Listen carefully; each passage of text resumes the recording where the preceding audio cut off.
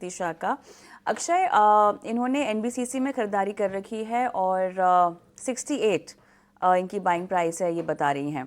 तो अब हमारे पास नज़रिया का तो आइडिया नहीं है, लेकिन आप इसमें कितना इनको रुकने की सलाह देंगे और किस स्टॉप लॉस पर? मेरे ख्याल से ऑलमोस्ट 99 के लेवल्स एक बार यहाँ पर टच हो चुके हैं पिछले एक महीने की अगर हम बात करें तो।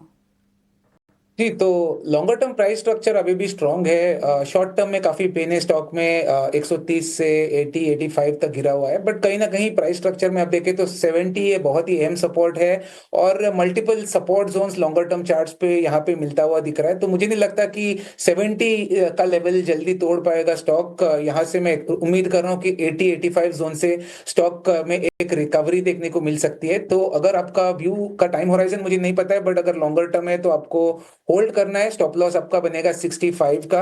अगर आपका शॉर्ट टर्म आउटलुक है तो आपको 75 का स्टॉप लॉस बनाना जरूरी है। और शॉर्ट टर्म का व्यू है तो 105 पे एग्जिट लेना है। लॉन्ग टर्म का व्यू है तो आपको 130, जो करीबन 6 से 8 महीने के टाइम होराइजन में ये टारगेट एरिया का प्रोजेक्शन बनेगा, उसके लिए आपको बने रहना है। फोन लाइन पे जुड़े हुए हैं संतम।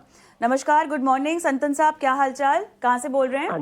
हाँ जी, बहुत बढ़िया। मैं पंजाब पटियाला से बात कर रहा हूँ जी। अच्छा सर, बाजार की चाल को देख के कितने चिंता में हैं?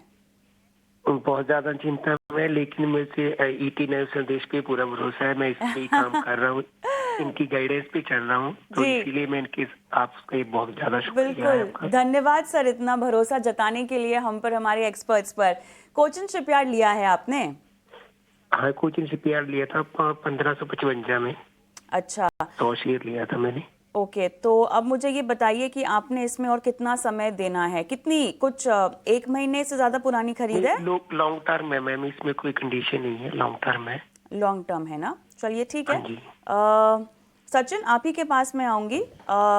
देखिए यहाँ पर 1555 के इनके लेवल्स है, अब वहाँ से तो ये गिर गया है काउंटर। लेकिन अगर आप अब बता सकें इनको, 5 दिन में हमने देखा है कि ऑलमोस्ट जिस तरह का बाजार है 9.2% के आसपास की गिरावट हमने इसमें देख ली है। 1285 के लेवल्स है, लेकिन ये लंबी अवधि के लिए इसको रखना चाहते हैं, क्या आप इनको रेकमेंड करेंगे? हाँ जी कविता जी, देखिए एक इम्पोर्टेंट लेवल्स ब्रेक हुए यहाँ पे, करीब 1330 के आसपास के एक इमीडिएट सपोर्ट्स बन रहे थे, वो सपोर्ट्स लेवल ब्रेक हुए हैं। So near to short term में मुझे लगता है कि अभी और फर्दर करेक्शन यहाँ पे देखने को मिल सकता है।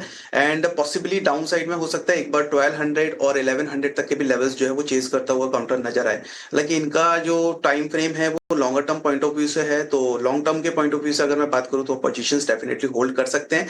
कोई भी डिप अगर और फर्दर मिलती है टुवर्ड्स द लेवल ऑफ 1100, अगर चाहे तो और एड ऑन कर सकते हैं, एक्यूमुलेट कर सकते हैं पर्टिकुलर स्टॉक को। Long term point of view से अगर हम बात कर रहे हैं तो स्टॉक अच्छा है, नो डाउट, काफी अच्छे रिटर्न्स प्रीवियसली भी हमने यहाँ पे आते हुए देखे, उसके बाद में कंटिन्यूसली एक ड्रॉडाउन नो डाउट देखने को मिला है।